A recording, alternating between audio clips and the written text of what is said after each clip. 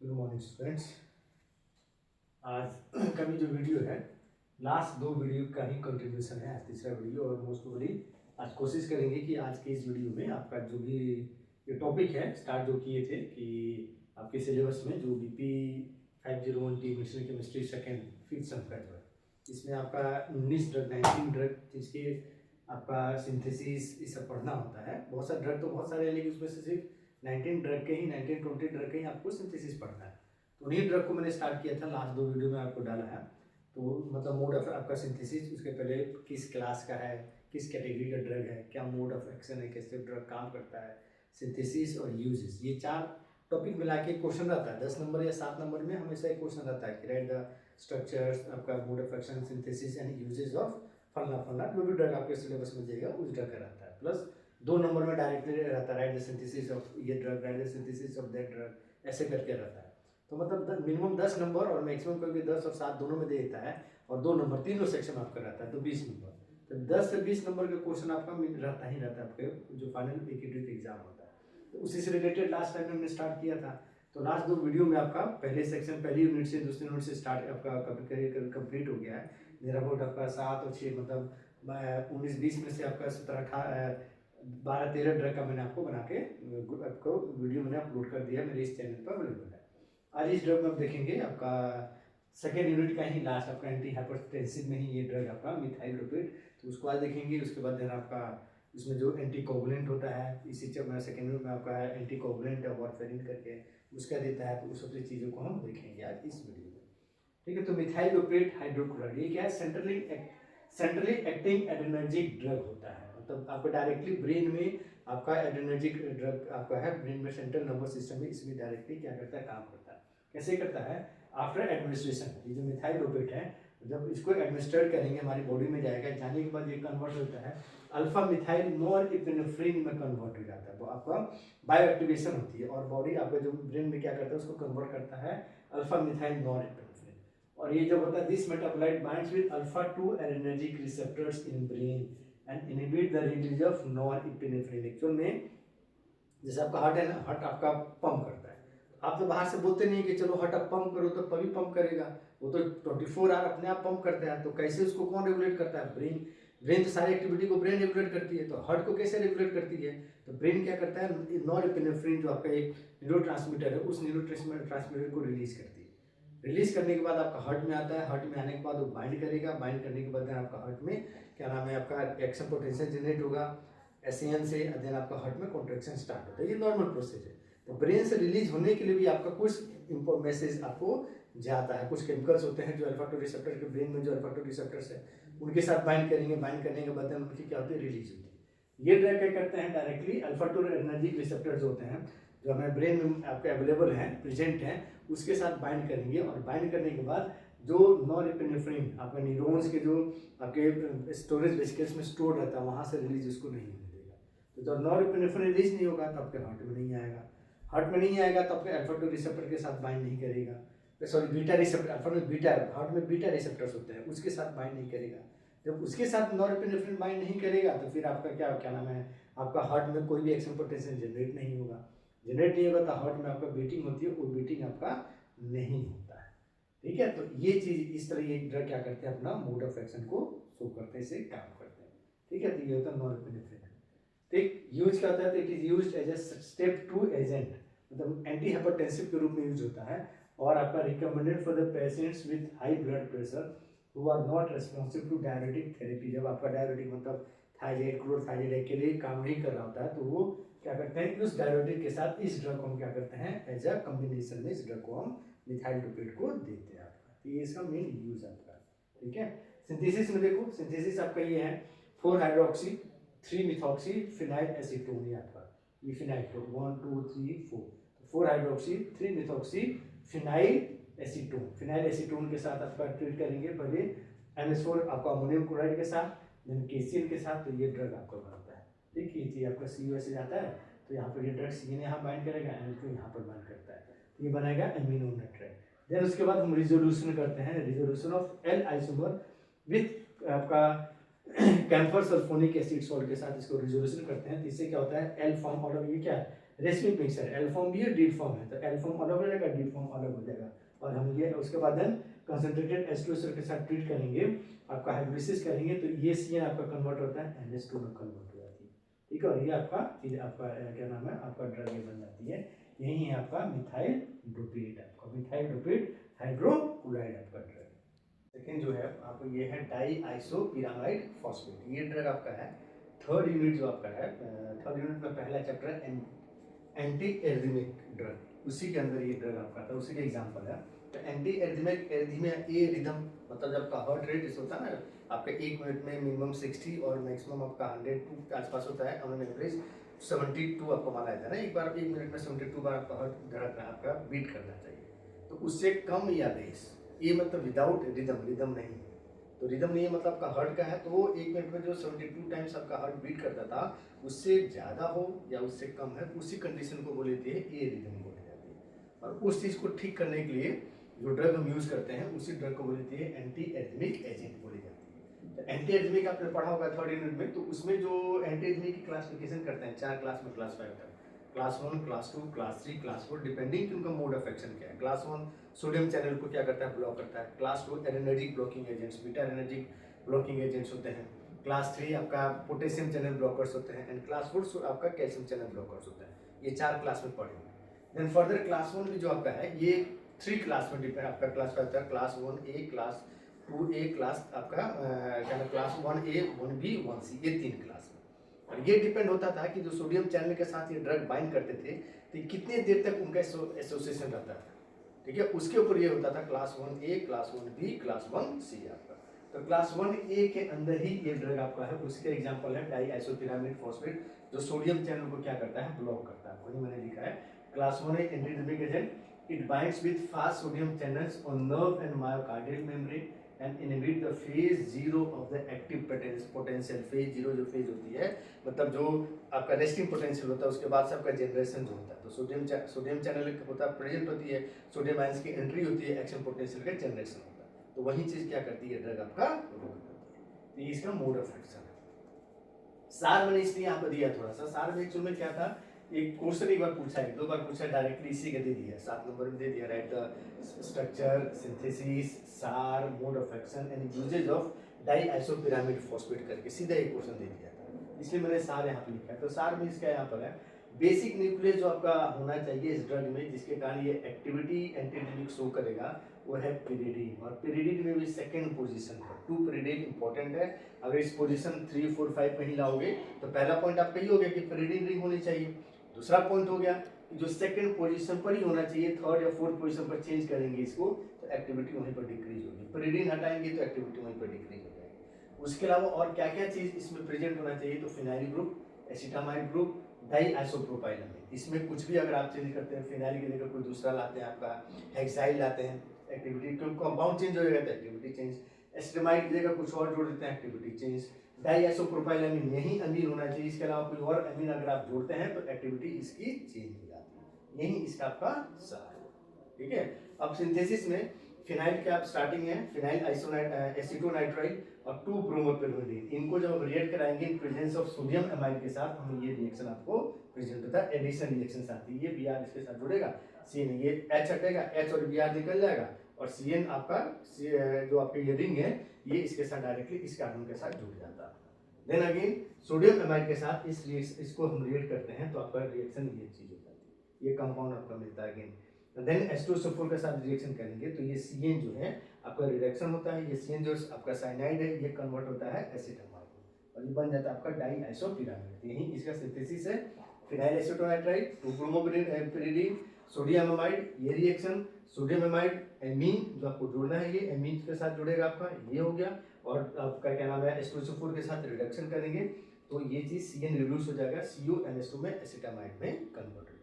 ये है die आइसोपिरामिड phosphate आपका, और यूज सिर्फ इसका एक यूज यही है, एंटी एरिथमिक एजेंट के रूप में इसको हम यूज करते हैं। आपका एरिथमिया होता है, हार्ट बीट जो आपका चेंज हो जाता है, उसको ठीक करने के लिए यूज करते हैं, ये एंटी एरिथमिक के अंदर आता है, ठीक है।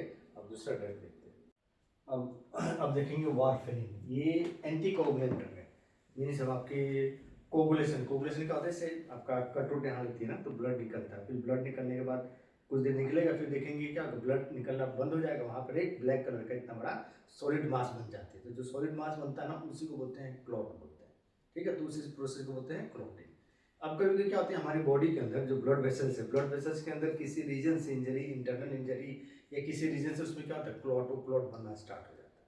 तो क्लॉट बनेगा तो फिर क्या होगा, जो ब्लड वेसल्स होगी, जैसे ब्लड वेसल्स है, ये इसकी डायमीटर है, तभी जो नॉर्मल है तो फ्लो कर रहा, अब यहाँ पर ऐसे क्लॉट बनेगा तो ब्लड की फ्लो क्या रुक जाएगी, ब्लड का फ्लो रुक जाएगा। तब आपको ये भी वन ऑफ द रीजन होता है आपका, क्या नाम है, हार्ट अटैक के सबका रीजन होती है।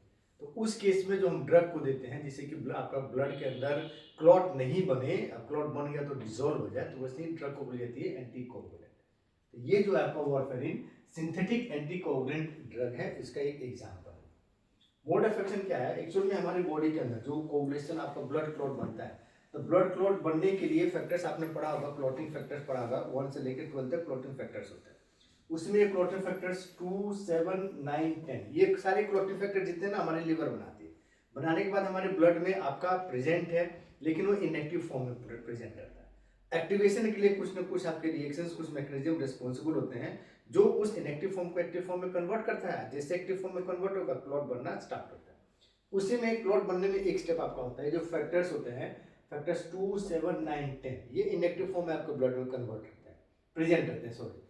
तो ये आपका इनएक्टिव फॉर्म से एक्टिव फॉर्म में कब कन्वर्ट होते हैं, जब विटामिन के का हाइड्रोक्विनोन फॉर्म, ये हाइड्रोक्विनोन फॉर्म कन्वर्ट होता है इपॉक्साइड फॉर्म में, तो उसी केस में ये इनएक्टिव से एक्टिव फॉर्म में कन्वर्ट होता है। O2 जुड़ता है, CO2 जुड़ता है आपका इसमें, गामा ग्लूटामिल कार्बोक्सिलेज एंजाइम है जो इस विटामिन के जो कि हाइड्रोक्विनोन फॉर्म में है, उसके प्रेजेंस में इस इनएक्टिव क्लॉटिंग फैक्टर्स को कन्वर्ट करता है क्लॉटिंग फैक्टर्स में।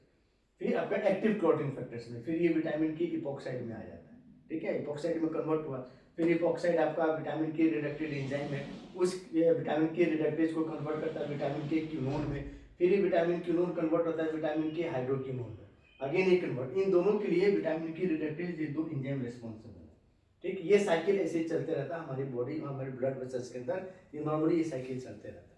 अब ये ड्रग क्या करते हैं, ये ड्रग ये जो दो एंजाइम है, विटामिन के रिडक्टेड एंजाइम, जो विटामिन के की इपॉक्साइड फॉर्म को कीनोन और फिर कीनोन से हाइड्रोक्विनोन फॉर्म में कन्वर्जन के लिए रिस्पॉन्सिबल है। हाइड्रोक्विनोन बनेगा तभी इपॉक्साइड में कन्वर्ट होगा, तभी ये इनएक्टिव को आपका जो क्लॉटिंग फैक्टर से एक्टिव में कन्वर्ट होंगे। ये ड्रग क्या करता है, वारफेरिन क्या करता है, इन्हीं दो एंजाइम को ब्लॉक कर देता है, इनहिबिट कर देगा। तो जैसे ये दोनों इनहिबिट हो गया, आपका विटामिन के क्यूनोन में नहीं कन्वर्ट होगा, क्यूनोन आपका हाइड्रोक्विनोन में कन्वर्ट नहीं होगा, तो आपका हाइड्रोक्विनोन कन्वर्ट ही नहीं रहेगा, प्रेजेंट ही नहीं रहेगा, तो ये क्लॉटिंग फैक्टर्स आपका एक्टिव फैक्टर, एक्टिंग फॉर्म में कभी ये कन्वर्ट नहीं होंगे। जब एक्टिव फॉर्म में कन्वर्ट नहीं होंगे तो फिर आपका क्या नाम है, क्लॉट्स आपका नहीं बनेगा। तो यही ड्रग का काम है। ये क्या करता है, ड्रग विटामिन के जो इपॉक्साइड फॉर्म है, इस इपॉक्साइड को हाइड्रोक्विनोन फॉर्म में कन्वर्जन के लिए ये रोक देता है। तो हाइड्रोक्विनोन अवेलेबल नहीं होगा तो इनका एक्टिवेशन नहीं होगा। बस यही इसका मोड ऑफ एक्शन है, यही आपके चार्ट फॉर्म में आपको हम बना कर दिखा है। ठीक है, अब सिंथेसिस सिंगल स्टेप में होता है। 4 हाइड्रोक्सीक्विनोन लेते, कॉमेरिन लेते हैं, प्लस बेंजल एसीटोन लेते हैं, रीडिंग रखेंगे, मिक्स करेंगे, थोड़ा सा आपका स्टेयर करेंगे, स्टेयर करने के बाद ही क्या होता है, रेस्मिक फॉर्म ऑफ रेस्मिक आपका वारफेरिन का रेस्मिक फॉर्म होता है, प्लस और नेगेटिव दोनों, डी और एल फॉर्म या आर और एस फॉर्म दोनों फॉर्म क्या होता है आपका बन जाता है। ये आपका सिंथेसिस हो गया। सार में क्या होता है, देखिए सार भी इसलिए बता दें क्योंकि एक बार ये क्वेश्चन आया हुआ है डायरेक्टली 7 नंबर में कि write the structure, mode of action, synthesis, SAR and uses of warfarin, 7 number के क्वेश्चन में डायरेक्टली दिया है। ठीक है, तो वारफेरिन का अब जो इसका सार होता है, सार में क्या होता है, ये जो स्ट्रक्चर आप ये देखेंगे, ये स्ट्रक्चर होता है वारफेरिन का। ये आपका इलेक्ट्रॉन है, आपका काउमेरिन रिंग है, ये जो होता है ना, ये बेंजीन साथ में ये इलेक्ट्रॉन रिंग बना है, इस रिंग को बोलते हैं काउमेरिन रिंग बोला जाता है। ठीक, सेकंड पोजीशन पे ये आपका ऑक्सीजन, इस पूरे रिंग को ही बोले जाती है काउमेरिन बोला जाता है।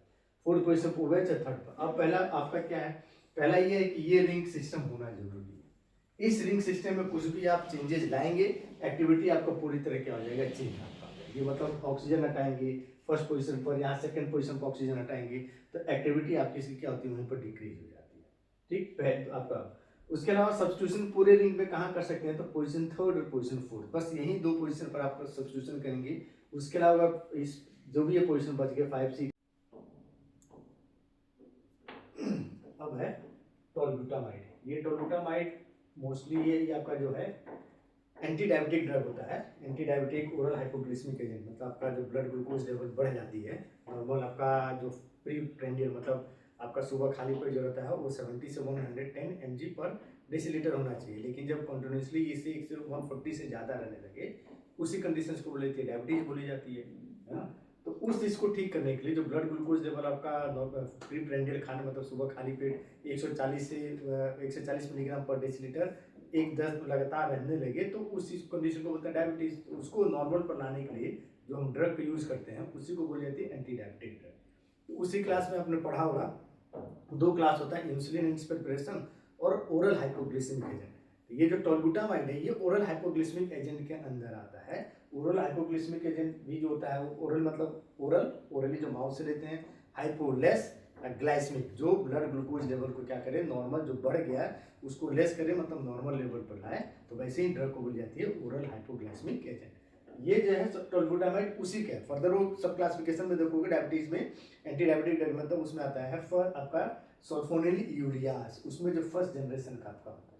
ठीक है, मोड ऑफ एक्शन क्या है, जो हमारा एक्चुअल में ब्लड में ग्लूकोज लेवल जो 70 to 110 आपका रहता है मेंटेन रहता है, उसमें को मेंटेन करने के लिए इंसुलिन रिस्पॉन्सिबल होती है। और इंसुलिन कहाँ बनता है, तो हमारे पेनिक्रियाज में। पेनिक्रियाज में कहाँ, तो पेनिक्रियाज का आइसोलेट्स ऑफ लैंगरहैंस है, वहाँ पर अल्फा बीटा गामा इस तरह के आपके सेल्स होते हैं। तो जो बीटा सेल्स होती है तो beta cells of isolates of Langerhans of pancreas ये रिस्पॉन्सिबल है इंसुलिन को बनाने के लिए। वहीं इंसुलिन आपकी ब्लड में ग्लूकोज लेवल को मेंटेन करके रखता है। कैसे, जैसे आप खाना खाते हैं, जब हम लोग खाना खाते हैं तो कार्बोहाइड्रेट खाना खाएं, आपका फूड स्टमक में गया, पॉलीसेक्राइड्स मोनोसेक्राइड्स में कन्वर्ट हुआ, मोनोसेक्राइड्स एब्जॉर्ब होकर ब्लड में गया तो ब्लड ग्लूकोज ब्लड में आपका उस जो मोनोसेक्राइड्स है ग्लूकोज और भी रहेंगे उनका लेवल बहुत ज़्यादा बढ़ जाती है। तो इंसुलिन क्या करता है, अब ब्लड में से सेल्स के अंदर जो एंट्री होती है उसके लिए इंसुलिन रिस्पॉन्सिबल है। तो इंसुलिन आपका रिसेप्टर होता है सेल मेम्ब्रेन पर, इंसुलिन रिसेप्टर होता है, वो उसके साथ इंसुलिन उसके साथ बाइंड करेगा। उसी रिसेप्टर के साथ आपका क्या रहता है, ग्लूट ट्रांसपोर्ट प्रेजेंट रहती है। तो जैसे ये इंसुलिन रिसेप्टर के साथ बाइंड करेगा ग्लूट ट्रांसपोर्ट ओपन होगा। ग्लूट ट्रांसपोर्ट जैसे ओपन होगा ग्लूकोज का ब्लड में से सेल के अंदर एंट्री अपने आप बढ़ जाती है। ये नॉर्मल मैकेनिज्म होता है। उस मैकेनिज्म से इंसुलिन ब्लड में ग्लूकोज लेवल को क्या करता है, मेंटेन करके रखता है। तो जब बॉडी किसी भी रीजन से इंसुलिन सफिशिएंट अमाउंट में नहीं बना पाती है तो ब्लड में जो ग्लूकोज होता है वही रहता है, सेल में उसकी एंट्री उतनी नहीं जाती, तो नॉर्मल से ज़्यादा रहता है। तो वही कंडीशन हो गया आपका डायबिटीज। ये ड्रग क्या करते हैं, जो आपके आइसोलेट्स ऑफ लैंगरहैंस है उसी में रिसेप्टर है सल्फोनिल यूरिया रिसेप्टर प्रेजेंट रहता है, जो आपका इंसुलिन के रिलीज के लिए रिस्पॉन्सिबल होती है। मतलब बना अपना बीटा सेल्स ऑफ आइसोलेट्स में बना रहेगा, उसमें बन के आपका स्टोरेज वेसिकल्स में स्टोर रहेगा। जब आप फूड खाना खाएंगे तो ब्रेन से आपका मैसेज आएगा, ब्रेन से मैसेज आता है आपका पेनक्रियाज में, तो वहाँ पर मैसेज आपका अल्टीमेट रिजल्ट क्या होता है, इंसुलिन का सिक्रीशन होता है। सेम चीज़ ये भी ड्रग करते हैं। जैसे ये ड्रग दोगे तो आइसोलेट्स ऑफ लैंगरहैंस में आपका सल्फोनिल यूरिया रिसेप्टर्स प्रेजेंट है। ये रिसेप्टर क्या करते हैं, इसके साथ बाइंड करेंगे। जैसे बाइंड करेंगे डीपोलराइजेशन होगा आपका। तो ये क्या करेगा, तो आपका depolarization by reducing conductance of ATP sensitive potassium channel, मतलब पोटेशियम का एंट्री सेल के अंदर जो आपका होता है उस चैनल किसके थ्रू होता है, तो ये चैनल रिस्पॉन्सिबल है। तो इसकी डीपोलराइजेशन करती है, तो इससे क्या होता है, ये चैनल का कंडक्टेंस बंद हो जाता है, कम हो जाता है। तो कम होगा तो पोटेशियम की एंट्री सेल के अंदर कम हो जाती है। तो पोटेशियम जब अंदर नहीं जाएगा तो सेल के अंदर आपका क्या होगा, ऑस्मोलरिटी थोड़ा चेंज होगी। तो उसको मेंटेन करने के लिए कैल्शियम का इन्फ्लक्स सेल के अंदर कैल्शियम इंटर करना स्टार्ट करेगा। और जैसे ही कैल्शियम इंटर करता है तो कैल्शियम रिस्पॉन्सिबल होता है जो भी स्टोरेज वेसिकल्स में आपके जितने भी ये एमीन्स आपका जो भी हार्मोन्स जो भी स्टोर रखा रहता है, तो उस स्टोरेज वेसिकल से रिलीज के लिए ये कैल्शियम रिस्पॉन्सिबल है। ये कैल्शियम बाइंड करेगा, अंदर जाएगा सेल मेम्ब्रेन के, वहाँ पर स्टोरेज वेसिकल के जो मेम्ब्रेन आउटर मोस्ट उसके साथ बाइंड करेगा, उसको तोड़ देता है। तोड़ेगा तो उसके बाहर उसमें से सब कुछ बाहर आता है। तो सेम से यही करता है, कैल्शियम की इन्फ्लक्स बढ़ जाएगी। कैल्शियम का इन्फ्लक्स जैसे बढ़ेगा आपका इंसुलिन का सीक्रेशन वहां से स्टार्ट हो जाता है। ये इसका मोड ऑफ एक्शन है टोलबुटामाइड का। सिंथेसिस में दो स्टेप में आपका होता है सिंथेसिस। तो सिंथेसिस दो स्टेप में होता है। सिंथेसिस में जब स्टार्टिंग मटेरियल है 4 मिथाइल बेंजीन सल्फोनामाइड, इसको ट्रीट करेंगे इथाइल क्लोरोफॉर्मेट को, दोनों को लेकर जब मिक्स करेंगे सिंपल आपका, तो यहाँ से Cl और H का निकल जाएगा HCl, और ये कंबाइन करके बनाएगा इथाइल टोसाइल कार्बामेट। देन इस इथाइल टोसाइल कार्बामेट को जब 1 2 3 4 प्लस अमीन, तो ब्यूटाइल अमीन, ठीक है। ब्यूटाइल एमीन के साथ जब ट्रीट करेंगे तो ये ईस्टर है, ईस्टर यहाँ से ये पोर्शन वाला निकल जाएगा, ठीक, यहाँ के H निकलेगा, ये आपका अल्कोहल बना लेगा और ये पूरा NH2 यहाँ पर आके जुड़ जाएगा और ये बन जाता है आपका टॉलब्यूटामाइड। ये 2 स्टेप में आपका सिंथेसिस हो जाता है। अब थोड़ा सार भी इसलिए मैंने लिख दिया है क्योंकि 1-2 बार क्वेश्चन पूछा गया है डायरेक्टली इसी का, write the structure, mode of action, SAR and synthesis and uses of tolbutamide directly 7 number में देता है। होता नहीं है एक्चुअल में, किसी एक पर्टिकुलर ड्रग का सार नहीं होता है, ग्रुप का होता है, एक क्लास का होता है, लेकिन कभी कभी चीज पूछ देती है। तो जब ड्रग का आपका पूछे ना तो उसमें सिंपल कुछ नहीं करना, जो ड्रग के स्ट्रक्चर दिया गया है वही स्ट्रक्चर आपका उसका रिस्पॉन्सिबल है, वही होना चाहिए। उसमें कुछ चेंज लाएंगे तो ड्रग चेंज, तो ड्रग चेंज आपका उसकी एक्टिविटी चेंज, बात खत्म। इतना ही आपको लिखना होता है। अब देखिए जो ड्रग होता है ना सल्फोनिल यूरियाज, ये किस कैटेगरी का है? Sulphonyl ureas. तो सल्फोनिल यूरियाज का मतलब ये देखिए, ये यूरिया, ठीक है, NHCONH, तो यूरिया का डेरिवेटिव, और ये सल्फोनिल ग्रुप है, ये आपका SOO जो है ये सल्फोनिल ग्रुप, इसीलिए इसका नाम क्या है? सल्फोनिल यूरिया डेरिवेटिव होता है। अब इसमें क्या क्या होना चाहिए? तो ये यूरिया, ये मेन है, तो 1 2 3 पर आपका क्या होना चाहिए? ये ब्यूटाइल ग्रुप होना चाहिए। इस केस में मोस्टली ये एलिफेटिक होता है और इस केस में टॉलब्यूटामाइड में ब्यूटाइल होना चाहिए, तभी एक्टिविटी होगी। ब्यूटाइल की जगह आप कम कर दीजिए या 6 से ज़्यादा बढ़ा दीजिए तो इसकी एक्टिविटी वहीं पर चेंज हो जाती है। और ये किसके लिए रिस्पॉन्सिबल है? तो लिपोफिलिसिटी, ये प्रोवाइड करता है लिपोफिलिसिटी आपको द ड्रग। तो लिपोफिलिक ज़्यादा ड्रग हो तो उसके एब्जॉर्प्शन ज़्यादा होगा, एब्जॉर्प्शन ज़्यादा होगा तो साइड पर ज़्यादा पहुँचेगा, ज़्यादा पहुँचेगा मतलब जितना मिनिमम अमाउंट उतना पहुँचेगा, एक्टिविटी उसकी ज़्यादा होगी, पोटेंसी इफिकेसी दोनों क्या होती है? ज़्यादा होती है। ये हो गया। उसके बाद ये अराइल सल्फोनिल ग्रुप है, तो अराइल सल्फोनिल ग्रुप में पैरा पोजीशन पर आपका ही सब्स्टिट्यूशन होना चाहिए, मिथाइल ग्रुप है, बाकी ऑर्थो मेटा इन दोनों पर कोई भी सब्स्टिट्यूशन आपका नहीं होना चाहिए। यहाँ पर सब्स्टिट्यूशन करेंगे तो एक्टिविटी वहीं पर आपका डिक्रीज हो जाता है। ये है, यही इसका सार है, इतना ही आपको लिखना है, ठीक है, ये सार है। अब इसमें देखते हैं 2 ड्रग और बच गया है। लास्ट आपका जो सिलेबस में आपका जो चैप्टर है लोकल एस्थेटिक्स, 2 ड्रग बच गया, उसकी सिर्फ सिंथेसिस देख लेते हैं, उसके बाद ये आपका चैप्टर आपका खत्म हो जाएगा। लास्ट है ये आपका 2 ड्रग, आपके सिलेबस का जो लास्ट चैप्टर है, लास्ट 5 मिनट का लास्ट आपका चैप्टर है लोकल एस्थेटिक्स, उसमें सिर्फ ये 2 ड्रग बेंजोकिन प्रोटीन, ये 2 ड्रग है और दोनों में से ना ये दोनों बहुत इंपॉर्टेंट है। इन दोनों में से एक ड्रग का ना 2 नंबर जो आपका पहला सेक्शन होता है ई सेक्शन, उसमें 2 नंबर का क्वेश्चन पक्का आता है इसमें से, इन दोनों में से कि synthesis, right the synthesis of protein या बेंजोकिन करके आता ही आता है, ठीक है। तो इसके पहला बेंजोकिन है, दूसरा आपका प्रोटीन है। तो बेंजोकिन ये para amino benzoic acid derivative है, मतलब जो बेसिक न्यूक्लियस प्रेजेंट है, ये स्ट्रक्चर से देखिए पैरा, ये बेंजोइक एसिड, ठीक है, आपका देखिए बेंजोइक एसिड है ना, तो benzoic acid para ortho Meta para, para पर क्या अमीनो है और ये बेंजोइक एसिड है, तो पैरा अमीनो बेंजोइक एसिड के ये डेरिवेटिव है पहले चीज, इसलिए बता रहे हैं ये सब चीजें भी जो GPAT या जो आपका कॉम्पिटिटिव एग्जाम के लिए तैयारी करते हैं ना उनके लिए पूछ देता है, पैरा अमीनो आपका डेरिवेटिव ऑफ या बेसिक न्यूक्लियस क्या प्रेजेंट है। तो बेंजोकिन में आपका कौन सा? पैरा अमीनो बेंजोइक एसिड, जो एक्ट करता है जो लोकल एनेस्थेटिक्स। काम कैसे करता है? हमारे जो लोकल एनेस्थेटिक्स का मतलब क्या होता है? जहाँ पर वो अप्लाई करेंगे उतने ही दूर में लॉस ऑफ सेंसेशन आपको क्या करेगा? कॉज करेगा, किसी भी टाइप का सेंस आपको वहाँ पर काम नहीं करता है। तो अब देखिए सेंस क्या होता है, जैसे आप ये आपका हाथ है, मोमबत्ती इसके पास ऐसे लेकर आएंगे तो आपको टच होगा, मोमबत्ती में आपका जैसे मोमबत्ती हाथ के पास लाओगे हाथ आपका गर्म होगा, यहाँ पर क्या है आपका ऑर्गन सेंस, आपका रिसेप्टर्स प्रेजेंट है टच वाला आपका हीट का, तो तुरंत वहाँ से मैसेज ब्रेन के पास भेजता है, फिर ब्रेन से तुरंत मैसेज आती है आपको वहाँ से क्या करना, आपको हाथ हटा लेना, यही होती है नॉर्मली। तो ये यहाँ पर रिसेप्टर्स बहुत रिप्रेजेंट है। अब यहाँ से जो मैसेज गया ब्रेन तक, ब्रेन से मैसेज आया तो मैसेज जनरेट हुआ, फिर आपका कंडक्ट हुआ, तो जनरेशन कंडक्शन के लिए सोडियम आयंस का आपका सोडियम आयंस बहुत जरूरी है, सोडियम आयंस की एंट्री होती है तभी आपका क्या होता है, जनरेशन होता है और आगे कंडक्शन होता है। ये ड्रग क्या करते हैं, डायरेक्टली सोडियम चैनल जो आपका रिस्पॉन्सिबल है सोडियम आयंस का नर्व के अंदर एंट्री के लिए या एग्जिट के लिए, उसी चैनल पे क्या करते हैं, ब्लॉक कर देते हैं। जिस साइड पर सोडियम बाइंड करके नर्व के अंदर जाता है, आपका सेल के अंदर जाता है, उसी पॉइंट पर उसी साइड पर जाके बाइंड करेंगे और सोडियम के आपको कंडक्टेंस को क्या करेंगे, सोडियम की एंट्री को रोक देते हैं।